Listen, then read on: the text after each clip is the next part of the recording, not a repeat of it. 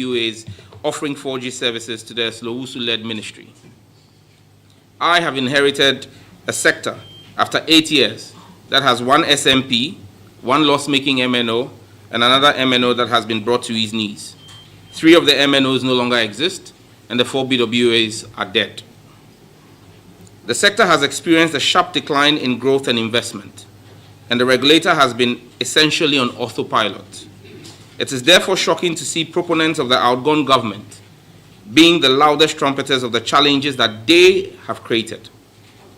I am told it is a carefully curated art of dark politics called Jandam. It is an attempt to create a false narrative, not based on facts, but built on distortions and aimed at disseminating disinformation. So let me state, that scheme has failed.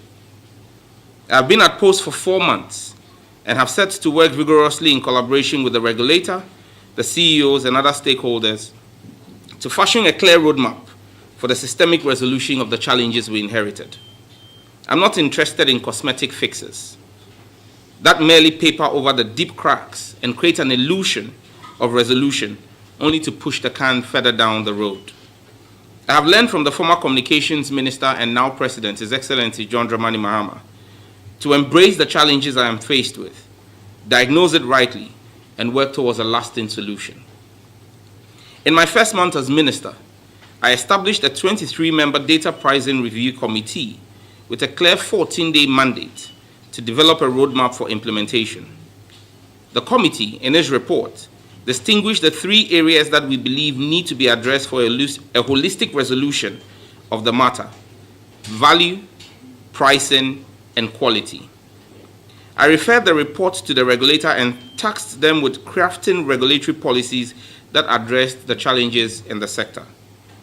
In my second month, the regulator, after engaging with the mobile network operators, came up with proposals that curated specialized bundle solutions for tertiary students and content creators. We immediately set out to build a dynamic database for the 2 demographics. I held a meeting with all vice chancellors in the country to design a framework that allowed the networks to identify which numbers were used by tertiary students. However, I took a policy decision to truncate the process and re-engage the stakeholders to achieve a broader solution that affected all Ghanaian data users.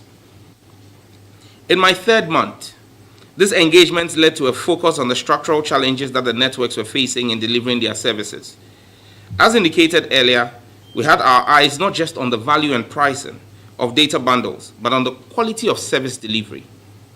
I am sure that even with increased value or reduced pricing, if quality is not improved, we will still have a sour customer experience.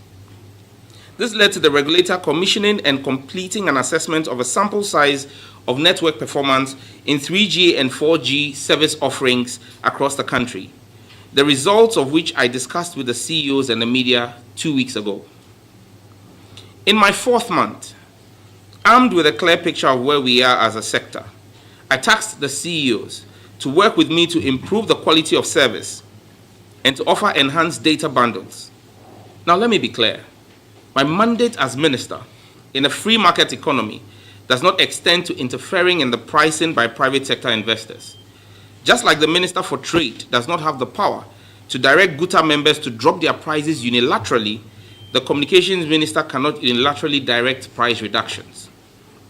The immediate retort will be, and I am expecting it, but you accused your predecessor of being responsible for price increases. Yes, I did.